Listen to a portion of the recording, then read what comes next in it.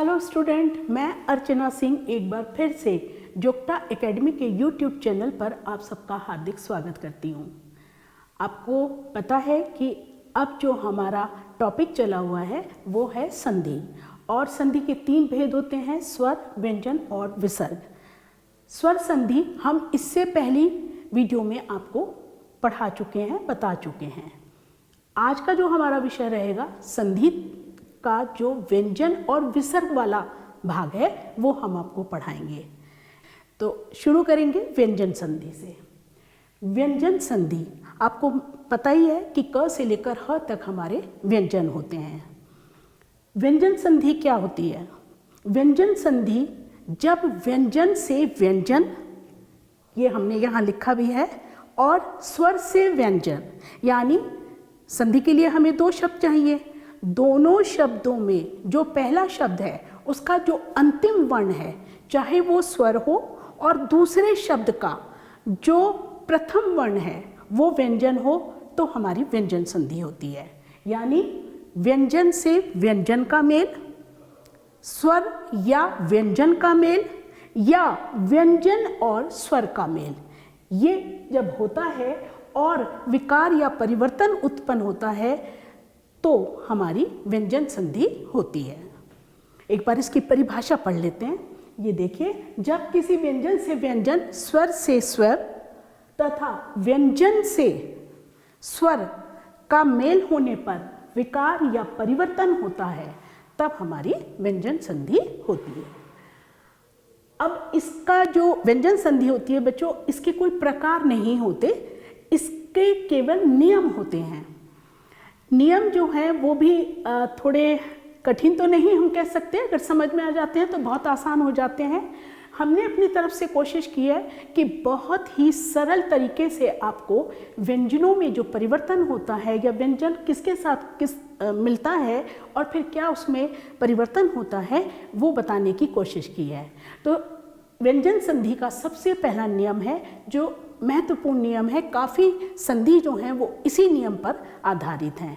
वो नियम हमारा कहलाता है, या हम उसको कहते हैं क च ट तप नियम। क च ट तप नियम, ये नियम हमारा होता है। अब आप जानते हैं कि जो हमारे क से लेकर और म मछली तक, ये देखें यहाँ तक, जो हमारे 25 वर्ण हैं, इनको हमने 5 वर्गों में बांटा है। हर वर्ग के अंदर 5 वर्ण हैं। ये देखिए, क ख ग घ अ। हम यहाँ पे लिख के और दिखा देते हैं आपको। ये देखिए, ये 1, ये 2, 3, 4 और 5, यानी जितने भी हमारे व्यंजन हैं हर एक वर्ग में वो 5 आते हैं। अब जो भी देखिए, ये 5 है, ये भी 5 है, ये भी 5 है, और ये भी 5 और ये भी 5, तो कुल हुए 25। तो 25 वर्णों को हमने बांटा है वर्गों में, और जो भी पहला नाम है या जो भी पहला हमारा वर्ण है उसके नाम पर हमने वर्ग का नाम रख दिया। अब देखिए, यहाँ पर पहले में क्या है? क है, तो हमने क्या नाम रख दिया? क वर्ग। ऐसे यहाँ पर पहला क्या है? च, तो हमने क्या नाम रख दिया? या वर्ग को क्या नाम दे दिया? च वर्ग। ऐसे ट को हमने क्या दिया? ट वर्ग। त को ता वर्ग और प को पा वर्ग, और हर एक में 5 हैं। ये देखिए, 1 2 3 4 5। तो अब ये क च ट त प, ये नियम हम आपको पढ़ा रहे हैं। ये जो हमारा पहला वर्ण होता है, किसी भी वर्ग का पहला वर्ण तीसरे वर्ण में बदलता है। ये देखिए, यहां से ऐसे। और जो हमारा ये तीसरा वर्ण है, अब इसमें देखिए क्या आ रहा है? ग ज ड द ब, तो हम इसे गजड दब कह सकते हैं। ये याद करने में आपको आसानी रहेगी। तो जो हमारा कचा ट तप है वो हमारा गजड दब में बदल जाता है। बहुत सरल भाषा में, पहला वर्ण, किसी भी वर्ग का पहला वर्ण हमारा तीसरे वर्ण में बदलता है। अब यहाँ पर ये देखिए, हमने लिखा भी है कि किसी वर्ग के पहले वर्ण का मेल तीसरे वर्ग के वर्ण या य, र, ल, व, ह से हो तो पहले वर्ण को हम तीसरे में बदल देते हैं। यहाँ पर ये देखिए लिखा भी है हमने और ये आपको लिख कर दिखाया है। अब उदाहरण से हम और ज़्यादा इसको अच्छी तरह समझ जाएंगे।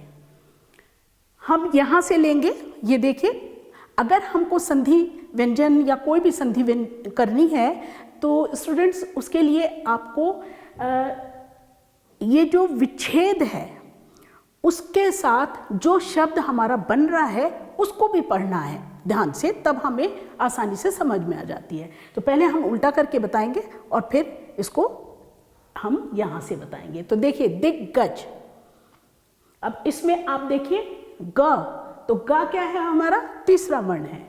अब यहाँ है हमारे पास दिक, क, ये देखिए क हमारा कौन सा वर्ण आता है, किस नंबर पे आता है, पहले नंबर पे आता है। तो हम क को किस में बदलेंगे, ग में। तो देखिए दिक जमा गज, दिग्गज। आपको यहाँ से तो कुछ छेड़ना नहीं है, कुछ करना नहीं है, आपको तो यहीं पर संधि करनी है। और एक बात और हम बता दें कि व्यंजन संधि जो होती है उसके नीचे हलंत का जरा ध्यान रखा जाता है। क्यों? अगर ये हलंत ना लगाएं हम तब हमारा क बनेगा पूरा, यानी क, और क में हमारा क्या आ जाएगा, स्वर। ठीक है, तो अब हम तो व्यंजन की संधि कर रहे हैं ना, तो इसलिए जरा सा हलंत का ध्यान रखेंगे। तो देखिए द, इस पे छोटे की मात्रा लगी क, और ये हलंत लगा है तो आधा है, तो दिक। अब क को हम बदलेंगे ग में। अब ये देखिए दिग्गज, तो यहाँ पे हमने आधा ग बदला। ऐसे ही अच जमा अंत, अब च पहला वर्ण है, किस में बदलेगा, च में। तो देखिए अजंत, हमने च को किस में बदल दिया, तीसरे वर्ण ज में बदल दिया। अब ये देखिए शट, यहाँ पर ट है, अब ट ये है, तीसरा वर्ण क्या हुआ हमारा, ड, तो षट यंत्र, तो हमने ट को बदला ड में, तो हमारा शब्द बना षट यंत्र। अब अगर हम इनका वापस इनको हम संधि करें, ये तो हमने आपको संधि विच्छेद करके दिखाया, संधि करते हैं तो क्या होगा, इनको हम तीसरे से पहले में बदल देंगे। अब देखिए जैसे दिग्गज है तो ग तीसरा है, हमने उसे पहले में बदल दिया। ऐसे ही ज हमारा तीसरा है, हमने उसको वापस च में यानी पहले में बदल दिया। ड हमारा यहाँ पे देखिए तीसरा है, हमने उसको ट में बदला, ये देखिए शट। ठीक है, जब हम उसका संधि विच्छेद करेंगे।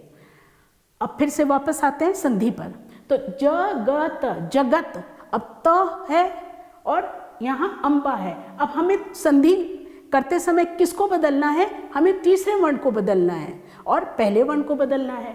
तो ये देखिए त वर्ग का पहला वर्ण हुआ त, त को हमने किस में बदला, द में, तो यहाँ पे हमारा हुआ जगदम्बा। अब ऐसे अप हमारा पहला वर्ण है, पांचवें वर्ग का पहला वर्ण जिसे हम प वर्ग कहते हैं, यानी प वर्ग का पहला हमारा वर्ण है जिसको हम किस में बदलेंगे, तीसरे यानी ब में, तो अप जमा द अब्द।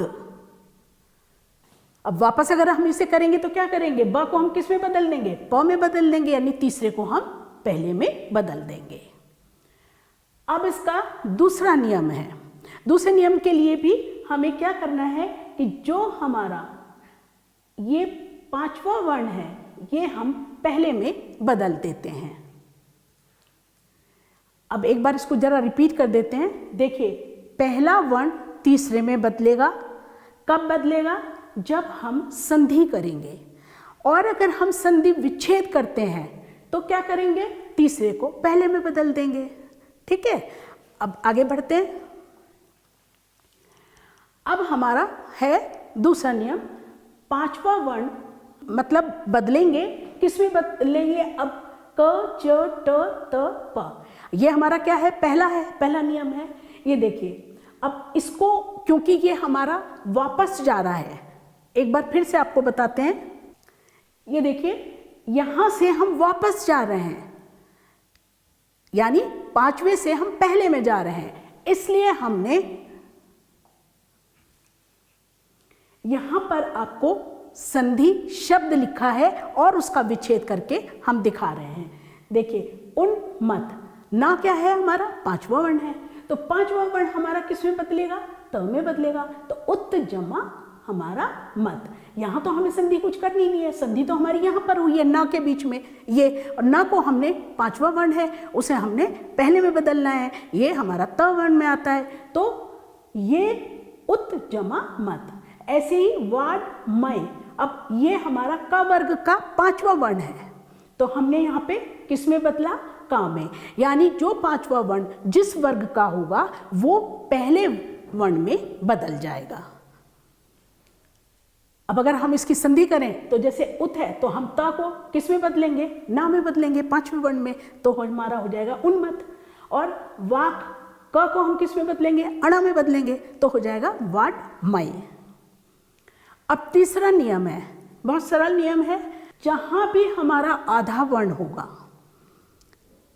आधा वर्ण से मतलब ये देखिए जैसे च आधा है और उसके साथ पूरा च है, ऐसे ही लल जज, ये देखिए डड जज, ये हमेशा त में बदलते हैं। यानी जहां भी आपका आधा वर्ण होगा उसको आपने त में बदलना है। याद हो जाएगा, बड़ा आसान सब एक सूत्र यहां बता दिया है। अब देखिए उत जमा ज्वल, अब यहां से लेते हैं पहले, फिर आपको ज्यादा समझ में आएगा। यानी पहले संधि शब्द ले लेते हैं जो हमने की है संधि। ये देखिए उज्ज्वल, तो सबसे पहले क्या है हमारा, ये आधा जा आ गया, किस में बदलना है, ये ता में बदलना है, तो यहां पे हमने क्या कर दिया, उत, यानी आधे जा को हमने किस में बदला, ता में बदला, उत। अब ज्वल, तो यहां तो संधि करनी ही नहीं है हमें, तो ज्वल हमने बिल्कुल ऐसे का ऐसा ही लिख दिया। यानी जब भी आधा वर्ण होगा आप उसे ता में बदलेंगे। उदाहरण से समझते हैं और समझ में आ जाएगा। ये देखिए उत जमा लास, अब ये वाला नियम यहाँ पे लग रहा है आधा ला का, आधा ता जो है वो किस में बदलेगा, आधे ला में, और ये तो ऐसा ही रहेगा, तो उत का क्या हो जाएगा, उल, तो हमारा संधि शब्द हो जाएगा उल्लास। अब अगर हम इसे संधि विच्छेद करके आपको बताएं तो उल्लास, अब ये ला हमारा किस में बदलेगा, ता में, ये देखिए हमने लिखा हुआ है यहाँ पर उ त, और त के नीचे हमारा हलंत। अब जैसे उत जमा डयन, अब ता हमारा किस में बदलना है, ता हमारा ड में बदलेगा, तो यहां हमें संधि नहीं करनी है, तो हमने इसको सिर्फ ड में बदलना है, तो हमारा हो जाएगा उड्डयन। ऐसे ही उत जमा चारण, अब ये देखिए हमारा आधा आ रहा है तो हमने इसको त में बदलना है, तो उत जमा चारण बराबर उच्चारण। अब इधर देख लेते हैं उत जमा लीन, अब ता को किस में बदलना है, ला में बदलना है, तो लीन है ही हमारे पास, तो बन जाएगा हमारा तल्लीन। मान लीजिए उत होता है तो उत्तलीन बन जाएगा। अब सत जमा चरित्र, अब ता को हमने आधे च में बदलना है, तो सच चरित्र। ऐसे उत जमा लेख, अब ता को तो आधे में बदलना है, तो उल और लेख, ये देखिए यहाँ पर उल्लेख। अब अगर इसको हम जैसे ये तो हमने यहाँ से यहाँ दोनों वर्णों को मिलाकर यहाँ पर हमने संधि की है, अब संधि से मान लीजिए आपको वापस विग्रह करना है, तो फिर क्या करेंगे, इस ला को हम किस में बदलेंगे, ता में, तो क्या बन जाएगा, उत, उत जमा लेख। मतलब आपको बताने की कोशिश की है कि जहां भी आधा च है या जहां भी आधा ला है, मतलब कोई भी वर्ण है आधा, तो वहां आप उसको आधे ता में बदलेंगे। अब है अणा को हम न में बदलते हैं। अगर हम संधि विच्छेद करेंगे तो जो हमारे पास अणा होगा उसको हम ना में बदल देंगे, और अगर हम संधि करेंगे तो फिर हम क्या करेंगे, संधि में हम न को अणा कर देंगे। तो इसको हमने ऐसे आपको बताया है, अणा न, और यहाँ पे न और अणा। अब संधि विच्छेद देखिए, जैसे प्रणाम, प्रणाम, तो यहाँ पे इसको हमें बदलना है, यहाँ पे संधि हो रही है, यहाँ हमें बदलना है, तो अणा को हम किस में बदलेंगे, न में बदलेंगे, तो प्र जमा नाम। अब अगर इस प्रणाम को देखें और हम इसका विच्छेद करें यानी इसको तोड़ें, इसको अलग करें, तो देखिए यहीं पर हमारे से अलग होता है, यानी प्र होता है और उसमें अणाम होता है। ये पता चल जाएगा आपको अभ्यास से। हमने आपको पहले भी कहा था कि आपको कुछ विशेष नहीं करना होता है संधि के लिए, ना ही कोई ऐसी घबराने की आवश्यकता होती है कि संधि हैं। हाँ, नियम बहुत ज़्यादा हैं इसके और याद करना मुश्किल भी रहता है कि किस वर्ण को हम किस में बदलेंगे, लेकिन आप अगर विच्छेद के साथ पढ़ेंगे तो आपको बहुत आराम से समझ में आ जाएगा कि किसके साथ कौन सा वर्ण मिलकर क्या बना रहा है। और विस्तृत रूप से तो आप पुस्तक पढ़ेंगे ही। और आप पुस्तक की बात आई है तो आपको एक बात बता दें कि बहुत जल्द मेरी एक पुस्तक जुक्टा एकेडमी के सौजन्य से आपके बीच में होगी। वो अभी प्रोसेस में चली हुई है, बहुत जल्द ही आने वाली है। उसमें आप विस्तृत रूप से सरल भाषा में सब कुछ पढ़ सकते हैं। तो यहाँ पे ये हमारी संधि टूट रही है, यानी प्र, ये देखिए प्र और नाम, बस आपको इस ना को अणा में बदलना है। कब? जब आप संधि विच्छेद करेंगे। अब इसका उल्टा हो जाएगा नियम, यानी हम अणा को ना में बदल देंगे या ना को अण में बदलेंगे। अब जब हम संधि करेंगे तो उल्टा नियम हो जाएगा। तो कैसे? जहाँ भी हमारा ना है वहाँ पर हमने क्या करना है? अणा लिखना है, बाकी ऐसा ही रहेगा। ये देखिए राम जमा आयन। अब सिर्फ यहाँ हमें बदलना है, बाकी कुछ नहीं बदलना है। तो ना का किस में बदलेंगे? अणा में, तो रामायण। ऐसे कृष्ण जमा न, तो कृष्ण। तृष जमा ना, तृष्णा। भूष जमा अन, भूषण। अब यहाँ पर ये हो सकता है कि यहाँ पे अ कैसे आ गया? तो अ इसलिए आया क्योंकि यहाँ पर शा पूरा है। ये देखिए श षटकोण जो है ये पूरा है, तो इसलिए यहाँ पर अ आया। अब जैसे यहाँ पर आधा है तो इसलिए यहाँ पर आधा आया और अ नहीं आया। तो भूष जमा अन, भूषण। परि जमा नाम, परिणाम। तो जब ये जो संधि शब्द हैं इनको कहाँ से हम तोड़ सकते हैं और कैसे तोड़ सकते हैं, अगर इसका अभ्यास आपको हो गया तो संधि बिल्कुल आराम से आ जाएगी। अब देखिए, आप मान लीजिए यहाँ पे हम आपको लिखकर दिखाते हैं, रामायण। अब इसको अगर हम विच्छेद करें तो हमें खुद पता चलेगा कि कहाँ पर आ रहा है संधि, कहाँ पे संधि हो रही है, कहाँ पर ये टूट सकता है, कहाँ पर इसका हम विच्छेद कर सकते हैं। तो बिल्कुल देखिए, ये राम एक शब्द हो गया और ये यहाँ से दूसरा शब्द हो गया, यानी ये टूटा किसमें? राम, और ये अ है हमारा यहाँ पर ऐसे राम, ये आ य न, तो ऐसे ये टूट जाता है। तो इसी तरह से आप तोड़कर देखें, अगर संधि विच्छेद हमें समझ में आ गया तो संधि करनी भी समझ में आ जाएगी। आगे चलते हैं। अब है हमारा स को हमें शा में बदलना है। आप जानते हैं हमारे पास 3 स होते हैं, एक स, एक श शलगम और एक शा। तो स को शा में बदलना है और कहीं कुछ नहीं करना है। देखिए, अ या आ के बाद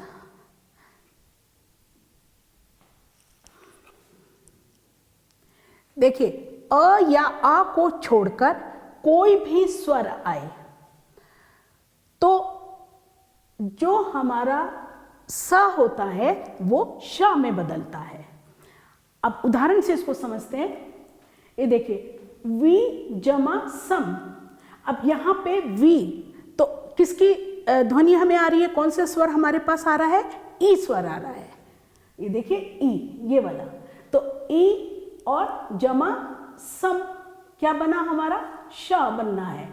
तो वी जमा सम बराबर विषम। ऐसे ही वी जमा साध। अब यहाँ पे फिर ई आया है और यहाँ पे स है, तो हमने बदलना है किसमें? श में, तो विषाद। ऐसे ही सु। अब अ और आ छोड़कर बाकी कोई भी आए, ए आए या हमारा ओ आए, तो यही नियम हमारा लगेगा। तो सु जमा समा। अब सु उ आया, उ जमा स बराबर शा, तो सुषमा आ गया। ये देखिए सु जमा समा। अब इसको यहाँ पे हमारी संधि हो रही है, उ के साथ हमने इस स को मिलाया और श बनाया तो सुषमा। ऐसे ही अभी, अब फिर से ई आ गया और स आ गया, अभी जमा सेक, तो हम से को किस में बदलेंगे, यानी ई के साथ स की संधि होने पर श में बदलेंगे तो बनेगा अभिषेक। पांचवा इसका नियम है, मां को अंकी बिंदी में बदलते हैं। मां हमारा क्या है, पांचवा वर्ण है, और पांचवा वर्ण हमेशा हम किस में बदलते हैं, बिंदी में बदलते हैं। ये सबसे इजी नियम है आपका, सबसे आसान नियम है। मां को हम क्या करेंगे, अंकी बिंदी में बदलेंगे, और जब हम इसको विच्छेद करेंगे तो क्या करेंगे, अंकी बिंदी को मां में बदल देंगे, हलंत लगाएंगे, क्योंकि मां हमारा तभी व्यंजन बन पाएगा। तो अब इसको उदाहरण से समझते हैं। देखिए, सम जमा योग बराबर संयोग। अब ये मां जो है हमने किस में बदला, अंकी बिंदी में। अब क्योंकि ये स के बाद आ रहा है तो हम अंकी बिंदी स के ऊपर लगाएंगे, यानी जिस वर्ण के बाद ये आ रहा है उसी के ऊपर हमें अंकी बिंदी लगानी है। सम जमा विधान संविधान, सम जमा पूर्ण बराबर संपूर्ण, सम जमा सार, अब यहां बस सिर्फ बिंदी जानी है ऊपर, संसार, सम जमा रक्षक संरक्षक। बाकी तो कुछ नहीं है हमने किया, सिर्फ हमने अंकी बिंदी को किस में बदला, मां में। कब बदलेंगे, जब हम इसका संधि विच्छेद करेंगे, और संधि जब हम करेंगे तो हम क्या करेंगे, मां को अंकी बिंदी में बदल देंगे। थोड़ा इधर और देख लेते हैं, कुछ उदाहरण और लिखे हुए हैं। परम जमा तु, तो परंतु, ये जो मां है ये यहां पर हमारा रा के ऊपर बिंदी के रूप में आ जाएगा। अहंकार, अहंकार, यहां बिंदी आनी चाहिए थी, छूट गई है। सम जमा ताप, संताप, सम जमा गत, अब गत तो ऐसे ही है, सिर्फ मां को ही हमें बदलना है अंकी बिंदी में, तो सम जमा गत बराबर संगत, सम जमा कलन संकलन। अब है हमारा सातवां नियम, ये रिपीट हो गया है, आप इसको हम संधि विच्छेद करके दिखा देते हैं। संयोग है तो अंकी बिंदी में जाएगा सम जमा योग। ऐसे ही संविधान, बिंदी में मां में बदलेगी बिंदी, सम जमा विधान, संपूर्ण सम जमा पूर्ण, यानी ये जो बिंदी है ये किस में बदल रही है, मां में बदल रही है। ये देखिए विच्छेद करके यहाँ आप देख सकते हैं। अब है, यदि हमारे पास छ है तो छ से पहले च लगा देते हैं, वेरी सिंपल। और अगर च छ यानी चछ इसको कहते हैं, इसका नियम समझ लीजिए, तो च को हटा देंगे। कब हटाएंगे, जब हम यहाँ पर, ये देखिए पहले उदाहरण से समझते हैं तब आपको ज़्यादा समझ में आएगा।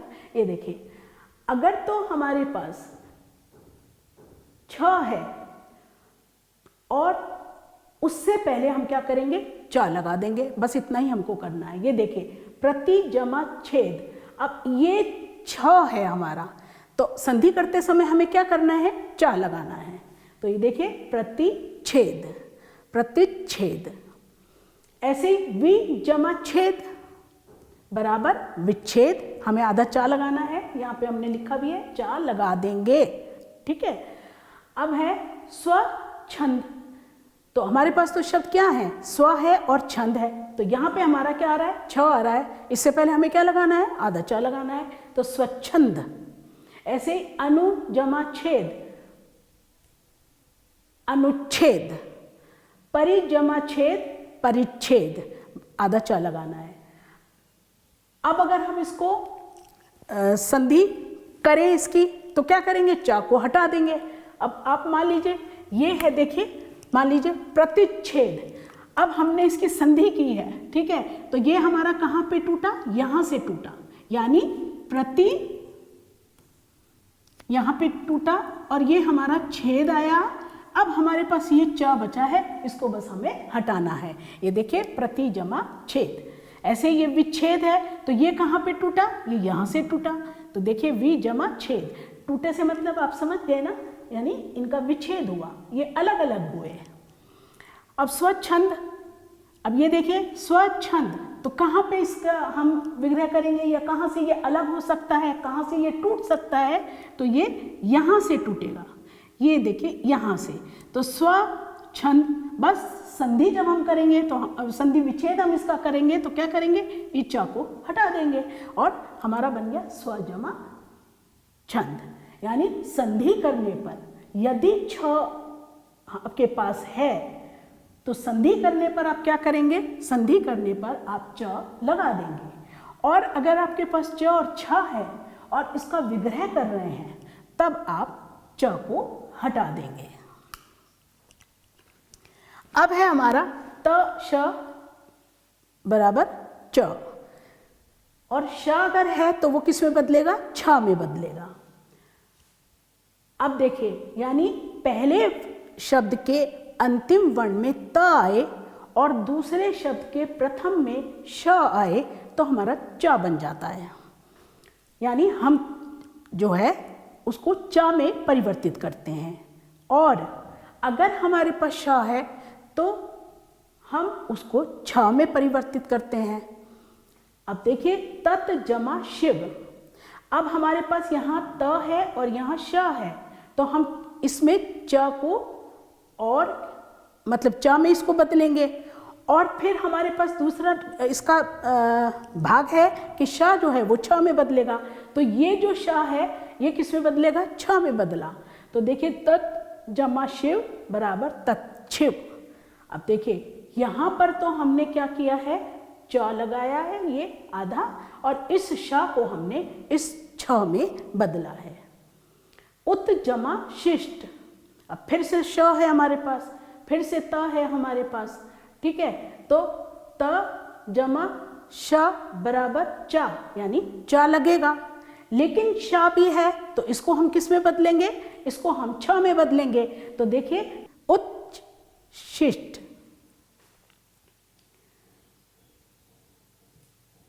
अब यहां पे आते हैं, देखिए उत जमा श्वास।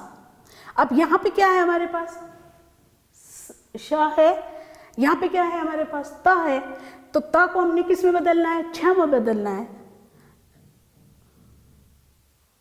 त को हमें किस में बदलना है, हमें आधे च में बदलना है, और श को किस में बदलना है, हमको छ में बदलना है। तो उत जमा श्वास बराबर उच्छ्वास। फिर सत जमा शास्त्र बराबर सच्छात्र। अब है हमारी विसर्ग संधि। विसर्ग संधि जो है, विसर्ग के बाद च या छ आने पर विसर्ग श में बदलते हैं। विसर्ग आप जानते हैं ये हमारे संस्कृत के जो तत्सम शब्द होते हैं उनमें लगते हैं और ये ह की ध्वनि देते हैं। विसर्ग संधि का भी कोई प्रकार नहीं होता, नियम होते हैं। तो पहला नियम इसका है कि विसर्ग के बाद च या छ आने पर विसर्ग श में बदल जाएगा। अब देखिए जैसे नहीं जमा चल, अब ये विसर्ग हटाने हैं बस यहाँ पर हमको और श बनाना है, तो हमारा बना निश्चल। ऐसे ही नहीं जमा छल, विसर्ग हटाएंगे और हम शाल में बदलेंगे विसर्गों को, यानी हटाने से मतलब है कि वो विसर्ग किस में बदल जाएंगे, श में बदल जाएंगे। तो निश्चल। ई जमा च बराबर आपका श। दूसरा, विसर्ग के बाद श या स आने पर विसर्ग श और स में बदल जाता है। पूरा आता है उसको हम आधा कर देते हैं। ये देखिए हलंत लगा हुआ है यहाँ पर, तो इसका मतलब आधा है। अब देखिए नहीं जमा शक, तो अब यहाँ पे हमने आधे श में बदलना है विसर्गों को, तो निशंक, निशंक। फिर नहीं जमा शब्द, निशब्द। दुहु जमा शासन, दुष्शासन। निह जमा संग, निस्संग। इसके लिए आप ये भी ऐसे भी समझ सकते हैं इसको कि अगर सा है तो आधे सा में बदलेगा, शा है तो आधे शा में बदलेगा। निहि जमा स्वार्थ, अब निस्वार्थ, अब क्योंकि यहाँ पे पहले से सा है तो वो तो हमें करना ही पड़ेगा। ये देखिए यहाँ पे स है आधा, तो ये आधा सा आ गया, और ये जो स्वर्ग है हमारे विसर्ग हैं, ये विसर्ग हमारे किस में बदल रहे हैं, ये हमारे आधे स में बदलेंगे, तो इसलिए यहाँ पर 2 आधे स आए, निस्वार्थ। तीसरा इसका है विसर्ग से पहले ई या उ, क, ख, ट, ठ, प, फ, तो हम श में बदलते हैं, यानी श षटकोण में बदलते हैं। विसर्ग से पहले क्या आना चाहिए हमारे पास, ई या उ, जैसे नहीं कर्म। अब ये ई इसमें ध्वनि आ रही है, नाम में किसकी ध्वनि आ रही है, ई की ध्वनि आ रही है, तो हमारे पास ई आ गया, और यहाँ पे क आ गया, ये देखिए क, ये क है, तो निहि जमा कर्म, अब हमें किस में बदलना है, आधे शा में, तो निष्कर्म। निहि जमा पाप, निष्पाप। निहि जमा फल, निष्फल। निहि जमा ठुर बराबर निष्ठुर। अब यहाँ पे ई भी है, नाम में ई आ रहा है और यहाँ पर ऊ आ रहा है, तो निष्ठुर आधे शा में हमने इसको बदल दिया। अब है हमारा विसर्ग से पहले ई या ऊ हो और बाद में रा हो, तो रा का लोप हो जाता है, यानी रा जो है वो हट जाता है। अब देखिए विसर्ग से पहले ई या ऊ हो और बाद में रा हो, तो जो हमारा विसर्ग है उसका लोप हो जाता है, यानी वो हट जाता है। अब देखिए निहि जमा रव, ई है और रव में र है, तो ई जमा र बराबर, अब हमने क्या करना है, विसर्ग को हटा देना है, तो बस बिल्कुल साधारण तरीके से नीरव शब्द लिख देंगे। इसी प्रकार निहि जमा रोग बराबर निरोग, क्योंकि वहाँ हमारे पास ई आ रहा है और यहाँ हमारे पास र आ रहा है, तो निरोग, विसर्ग हमने हटा दिए, विसर्गों का लोप हो जाता है। नी जमा रस बराबर नीरस। फिर विसर्ग के पहले अ हो तथा बाद में क, ख, प, फ हो, तो कोई परिवर्तन नहीं होता, ऐसे कैसा ही रहता है। ये देखिए जैसे प्रातः काल, अब यहाँ पे अ आ रहा है और यहाँ पे क आ रहा है, ये देखिए हमने यहाँ लिखा भी है अ जमा क, तो हमने क्या करना है, कोई परिवर्तन नहीं करना, हम इसको ऐसे का ऐसा ही विसर्गों के साथ लिख देंगे। पय जमा पान, यहाँ पे अ आ रहा है और यहाँ पे प आ रहा है, तो हमारा बनेगा प, यानी मतलब हमको विसर्ग नहीं हटाने हैं, तो पय जम और विसर्ग लगाएंगे पान, पय पान। अंतःकरण, अब यहाँ पर अ आ रहा है, यहाँ पे क आ रहा है, तो विसर्ग हमारे नहीं हटेंगे, ऐसे ही रहेंगे, कोई परिवर्तन नहीं होगा, तो देखिए अंतःकरण। अब विसर्ग से पहले अ और आ को छोड़कर तीसरा, चौथा और पांचवा वर्ण हो, तो विसर्ग जो हैं वो र में बदल जाते हैं। तीसरा चौथा आपको पता ही है, जैसे क, ख, ग, तो तीसरा वर्ण क्या हुआ, गा, चौथा घ और पांचवा अंगा। जैसे दूहु, अब यहाँ पे ऊ है, यहाँ पे अ और आ ही हमको छोड़ना है, बाकी ऊ, ई, ए कुछ भी आए। दुहु जमा बोध, तो हम आधे रा में बदलेंगे, तो दुर्बोध। विसर्ग दा के बाद लगे हैं, तो र जो है वो हमारा ब पे जाएगा, यानी जिससे पहले हम रा की आवाज बोलेंगे उस पर ही हम आधा रा लगाएंगे। निहि जमा गुण बराबर निर्गुण, अब आवाज जो रा की है वो ग से पहले आ रही है, इसलिए ग पर लगाएंगे। निहि जमा धन निर्धन। ये बहुत सरल करके हमने स्टूडेंट्स आपको बताने की कोशिश की है संधि। वैसे तो आप पुस्तक में इसको पढ़ेंगे ही विस्तृत रूप से, अगर आपको नियम पढ़ने हैं तो आपको पुस्तक में पढ़ने पड़ेंगे। हमने इनको बहुत संक्षेप में करके आपको समझाने का प्रयास किया है और हम आशा भी करते हैं कि आप इसको समझ भी गए होंगे और ये जो नियम हमने बताए हैं ये शायद आपको याद हो भी गए होंगे और आप इनको याद भी रखेंगे। अगर वीडियो अच्छी लगी तो कृपया करके आप चैनल को सब्सक्राइब कीजिए और लाइक कीजिए, कमेंट्स कीजिए, शेयर भी कीजिए।